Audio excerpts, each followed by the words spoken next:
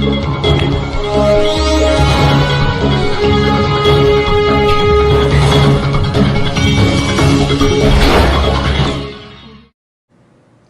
कहने के बाद ही कह रहा है विपक्ष, हमारे कहने के बाद ही कह रहा है। और हमारा काम है कि अपने विभाग में अगर कोई गलती होती है तो उसकी जांच करें।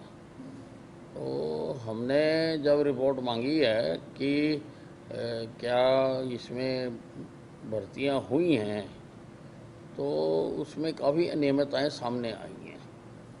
इसलिए मैंने स्टेट विजिलेंस ब्यूरो को जांच करने के लिए दे दिया।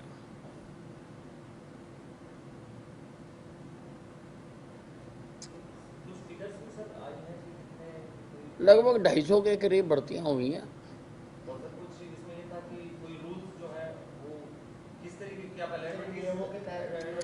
नहीं, वो अभी किस तरह से करा है, क्या पैमाना अपनाया, क्या समाचार पत्र में दिया, क्या मापदंड थे, ऐसा सब वो स्टेट विजिलेंस ब्यूरो जांच करेगी। मामले हरियाणा में लगातार बढ़ते जा रहे हैं, फिर भी अगर बड़ौदा की बात करें तो नेता जाकर लगातार जनसभाएं कर रहे हैं, इतने लोगों को इकट्ठा कर रहे हैं, तो कोई एक्शन ले रहे हैं? बिल्कुल, कोई भी अगर कोरोना के नियमों को तोड़ेगा,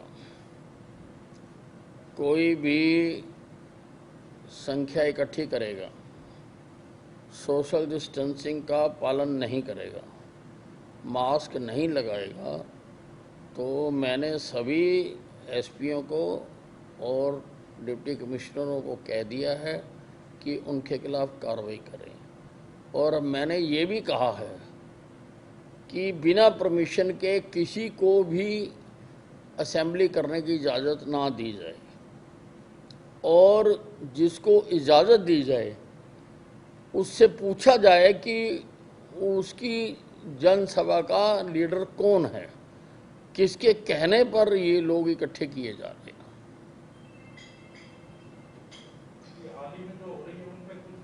बिल्कुल कार्रवाई करेंगे। कल करनाल में ऐसा मामला आया था, चर्चा में आया है कि सैंपल ले नहीं गए और कोरोना पॉजिटिव दिखा दिया, उसके बाद उनके घर पे नोटिस भी लगा दिया, और जब उन्होंने पूछा है तो ना कोई आधार कार्ड दिया गया था, गलत नंबर पे मैसेज आया, इसलिए क्या कुछ जो है कहेंगे आप?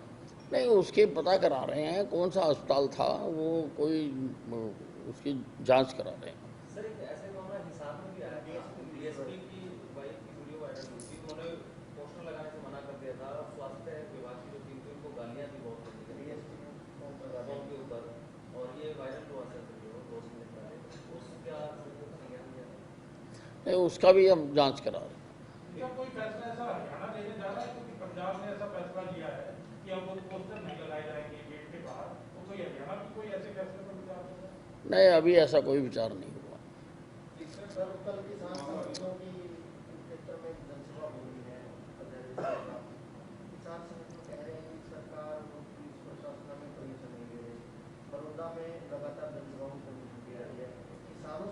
नहीं, चाहे वो किसी की भी जनसभा हो, बिना इजाज़त के किसी को जनसभा करने नहीं दी जाएगी।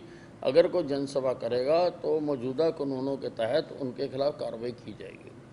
सर, एक जो भी कलर भर्ती का रिजल्ट आया है, इसके अंदर जो है कलर जो भर्ती हुए हैं, ऑपोजिशन ये कह रहा है कि टाइमिंग के ऊपर सवाल की जीत बाई इलेक्शन से पहले भी इस तरह से ग्रुप डी की भर्तियाँ निकाली गई थी, और अब जब बड़ौदा का उपचुनाव है तो भर्तियाँ निकाल दी गई, रिजल्ट आउट कर दिया। ये जो भर्ती की प्रक्रिया है, ये तो सीट खाली होने से पहले से चल रही है, तो हमें तो नहीं पता था कि सीट खाली हो जाएगी।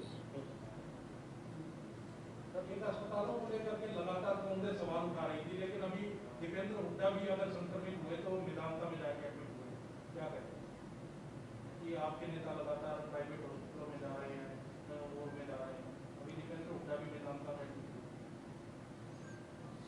रणदीप सिंह सुरजेवाला लगातार नहीं, अब सुरजेवाला जी के मुंह में जो है सिर्फ क्लच है, ब्रेक और ब्रेकें नहीं है उनके मुंह में, तो वो सोचते नहीं है। सोचने बोलने से पहले सोचना चाहिए।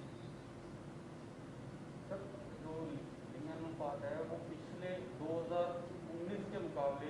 अगस्त 2020 के कम आंका गया था, 11 जिलों में आंकड़ा जो है वो पिछले साल के मुकाबले कम है। किस चीज़ का? सर लड़कों के मुकाबले लड़कियों की सेक्स रेशियो।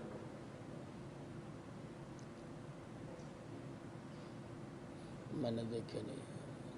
कंगना रनौत की मुंबई पहुंच गई है। कंगना रनौत मुंबई पहुंच गई, उनका दफ्तर तोड़ के दिया, उसको पूरा ड्रामा, क्या ड्रामा हो गया? देखिए, ये देश सबका है। कोई भी कहीं पर भी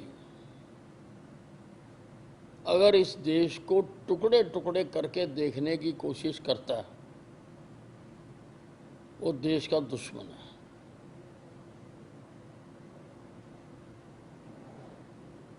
इस देश के हर प्रांत पर हर व्यक्ति का उतना ही अधिकार है जितना उस प्रदेश में रहने वाले लोगों का। किसी को जाने से रोका नहीं जा सकता, किसी पे रुकावट नहीं पैदा की जा सकती। और महाराष्ट्र सरकार जो कर रही है,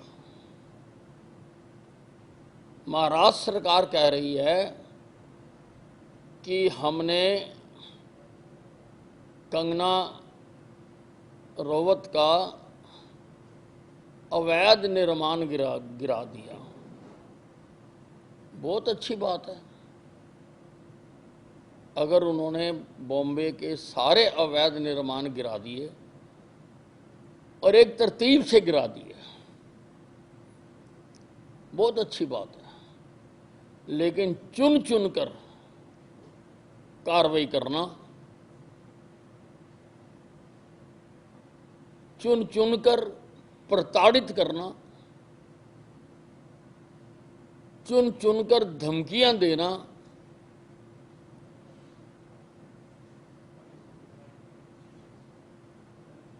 ये ठीक बात नहीं है। ये किसी भी सरकार को शोभा नहीं देता। महिला के प्रति सिर्फ सम्मान होना चाहिए और दूसरी तरफ इस तरह का व्यवहार देखा जा रहा है,